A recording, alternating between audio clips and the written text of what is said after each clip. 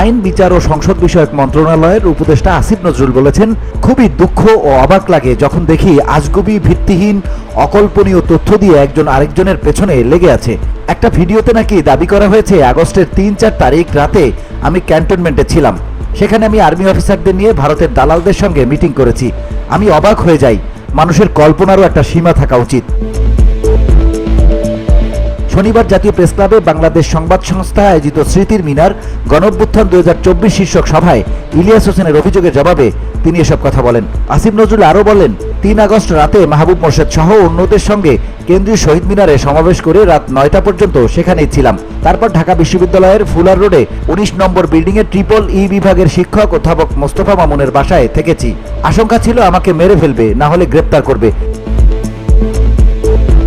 আর ৪ August সন্ধ্যার পরে online অ্যাক্টিভিস্টদের একটি প্রোগ্রামে আমি অংশ নিয়েছি, যার অডিও আপনারা অনেকেই শুনেছেন, যেখানে আমি বলেছিলাম আমাদেরকে মেরে ফেলতে পারে, কারণ সবাই আমাদেরকে বলেছে পালিয়ে যেতে।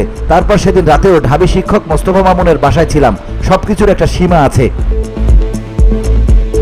আইন উপদেষ্টা বলেন, আমাদের মধ্যে মতভেদ থাকবে, আমরা একজন আরেকজনকে কাজের সমালোচনা করব, কিন্তু মিথ্যা কথা কেন বলবো? মানুষজন আমাকে বলে আপনি ক্লিয়ার করেন, আমি বলি আমি কি ক্লিয়ার করব?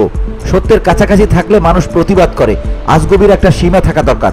অবশ্য এমনটি শুধু আমার ক্ষেত্রে নয়, সবার ক্ষেত্রেই কম বেশি হচ্ছে। উল্লেখ্য, ইলিয়াস হোসেন শুক্রবার রাতে পুলিশ আনসারের সমন্বয়ে গঠিত বাহিনী নিয়ে সশস্ত্র গেরিলা আক্রমণের পরিকল্পনা শিরোনামে একটি প্রতিবেদন প্রকাশ করেন। প্রতিবেদনটি প্রকাশের পর থেকেই তোলপাড় চলছে সামাজিক যোগাযোগ মাধ্যমে। VOD Bangla news desk.